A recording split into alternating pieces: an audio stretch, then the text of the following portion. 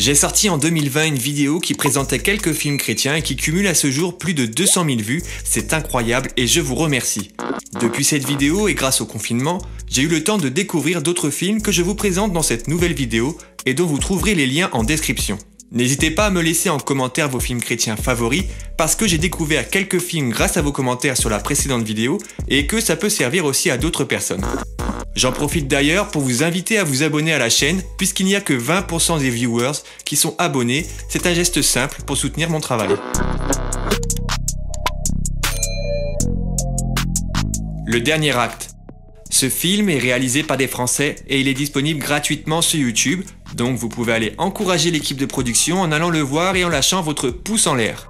Le dernier acte raconte l'histoire de Josh, un acteur qui passe de nombreux castings dans l'espoir d'obtenir un jour le rôle principal dans un film de renom. Il avait tout pour être heureux jusqu'à ce qu'un événement intervienne dans sa vie et l'entraîne à commettre le dernier acte. Dieu n'est pas mort 3. Ce troisième opus est la suite du premier. On y retrouve Josh et le pasteur Dave face à un nouveau combat puisque l'université souhaite fermer l'église St. James. C'est pourtant cette église qui est à l'origine du campus. Pour défendre ses droits, le pasteur David Hill va faire appel à son frère avocat avec lequel il est en froid depuis longtemps, rouvrant ainsi de vieilles blessures du passé. Deux clans s'affrontent donc sur fond d'injustice, d'intolérance, d'incompréhension, voire même de haine. Mais peut-on répondre à la haine par la haine? C'est la question qui soutient toute l'intrigue du film. Avez-vous la foi? Remué par le questionnement troublant d'un prédicateur de rue, le pasteur Mathieu décide de mettre sa propre foi en acte. Cela va provoquer une réaction en chaîne sur 12 personnalités différentes, dont les destins vont s'entrecroiser, toutes confrontées à la même question, avez-vous la foi? Le film Avez-vous la foi pose dès les premières scènes la question de la foi en pratique. Ne sommes-nous pas parfois aveugles et coupés dans notre foi, tiraillés entre pratiques religieuses et vie civile? Unplanned.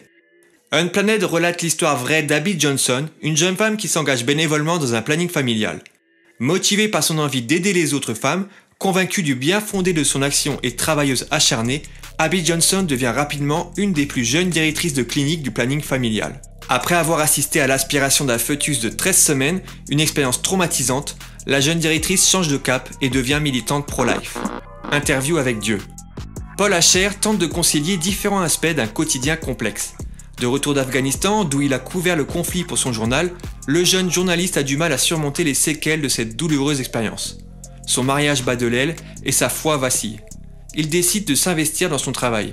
Il faut dire que ces 3 prochaines journées sont consacrées à l'interview d'une personne pour le moins inattendue, un énigmatique personnage qui prétend être Dieu. Au fil des rencontres, les réponses de Dieu questionnent la foi du jeune journaliste. Si vous pouviez interroger Dieu, quelles questions lui poseriez-vous? Je n'ai pas honte. Le 20 avril 1999, l'horreur s'est installée au lycée de Columbine et a profondément marqué les États-Unis. 2 élèves, Dylan Klebold et Eric Harris, décident de plonger leur établissement dans l'un des massacres les plus meurtriers perpétrés dans une école. À l'issue de cette tuerie, Columbine pleure la mort de 12 élèves et un enseignant. Les tireurs retourneront finalement leurs armes contre eux-mêmes. Parmi leurs victimes, Rachel Joy Scott, une adolescente chrétienne.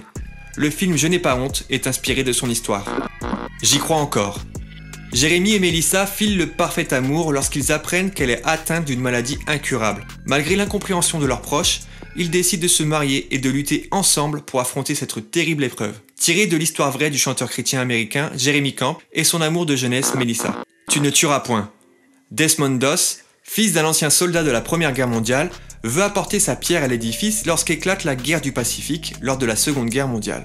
En tant qu'objecteur de conscience, il souhaite s'engager mais refuse de tuer ou de porter une arme au combat en raison de sa foi chrétienne. Après de difficiles négociations avec l'armée, il est affecté au poste d'auxiliaire sanitaire. L'unité de Doss est affectée à la 77e division d'infanterie et envoyée sur le théâtre de la guerre du Pacifique pour participer à la bataille d'Okinawa qui se déroule sur la colline de Oxo Ridge.